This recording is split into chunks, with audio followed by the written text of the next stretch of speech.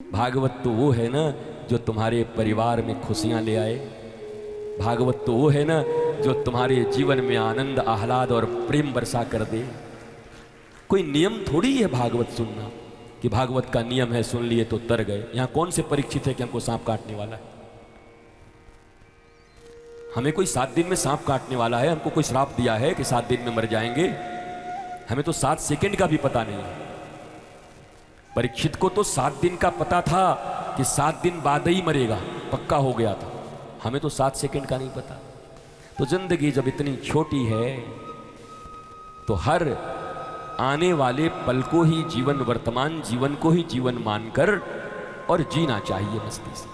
मेरे प्यारे श्याम नगर वाले लोगों, अभी तुम्हें क्या अच्छा लग रहा नहीं लग रहा मुझे कुछ खबर नहीं, पर दोबारा जब कभी इसे ही अपने मोबाइल पर और जब कभी अपने लैपटॉप पे या किसी और विधि से सुनोगे तो तुम्हारे आंखों में आंसू आएगा कि एक महात्मा आया था जिसने मुझे जीना सिखा दिया, भागवत के पांडाल में बच्चों को बनाना सिखा दिया। तुम बहुत आनंदित होगे। आज हो सकता है तुम्हें घबराहट हो कि अरे गिरिराज जी की लीला कब होगी, अरे भगवान माखन कब चुराएंगे। वो सब चुराएंगे, अभी करेंगे। अभी दिव्य माखन चोरी की कथा करेंगे भगवान की। भगवान भगवान है, कर तुम अकर तुम सर्वथा समर्थ, इसे भगवान कहते हैं। कर तुम अकर तुम सर्वथा समर्थ कर। जो करने योग्य कर्म भी करते हैं, न करने योग्य कर्म भी करते हैं, जो सर्वथा समर्थ हैं उनको भगवान कहते हैं। कोई कहता है भगवान कहीं ऐसे करते हैं, अरे भगवान क्या नहीं कर सकते ये पूछो। अकबर ने कहा एक दिन, बीरबल हमारे यहां तो खुदा एक है, तुम्हारे यहां इतने भगवान कहां से आ गए टोकरी भर के?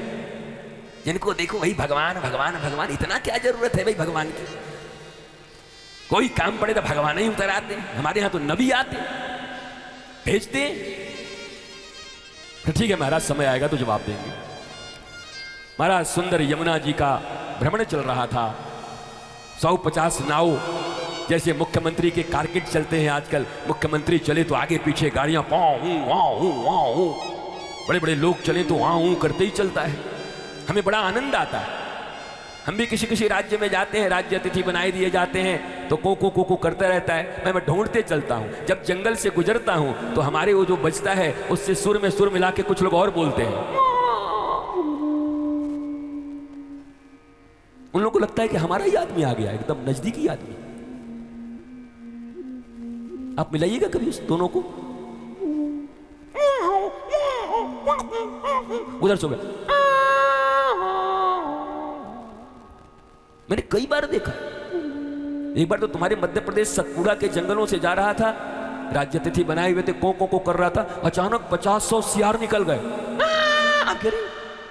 मैंने गाड़ी रुकवाई, रोको रुको, इनको लग रहा है कि इनका बंधु आ गया है, बिल्कुल मिलता जुलता रिश्तेदार, तो वो तो हो जाएगा, कथा तो कर लेंगे। भगवान की बाल लीला, भगवान समर्थ हैं, सर्व समर्थ हैं। जो न करने योग्य है वो भी करेंगे, वो जो करने योग्य है वो भी करेंगे। बीरबल ने दूसरे दिन ऐसी कारकेट लगी हुई थी, यमुना जी में विरन चल रहा था, अकबर का बेटा था, इतना छोटा सा, इतना। बीरबल ने क्या किया, उठा करके पुतला बनवाया था बच्चे के जैसा। बच्चा को तो छुपा गया और उठा के फेंक दिया। अरे रे रे रे रे रे, शहजादे गिर गए, शहजादे गिर गए। अरे आओ देखा ना ताओ, अकबर कूद गया,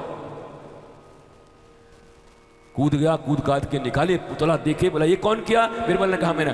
गर्दन काट दो इसकी, मेरे साथ इतना मजाक करता है। बोला महाराज गर्दन तो बाद में काटिएगा, पहले ये बताओ इतना बड़ा कारकेट, 500 नाव साथ में चल रहे हैं, बच्चा गिरा तो तुमको तो तैरने भी ठीक से नहीं आता, इतने बड़े बड़े गोताखोर और तैराक साथ में चल रहे हैं, तुम राजा हो, उनको क्यों नहीं आदेश दिए? हमारा बच्चा है, दूसरे को आदेश देते रहे, हमारे जिगर का टुकड़ा है। बोला बस बिल्कुल ऐसे ही हमारे भी भगवान ऐसे ही हैं। भगवान हिंदू धर्म में हर अपने भक्त को अपना बेटा औलाद मानते हैं, उसके लिए किसी को भेजते नहीं, स्वतः आते हैं, अवतार लेकर आते हैं।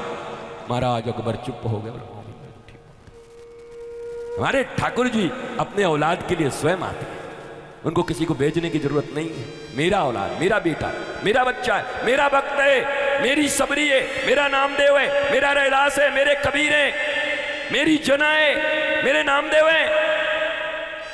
उनके हृदय में ये भाव है मेरा अपना है।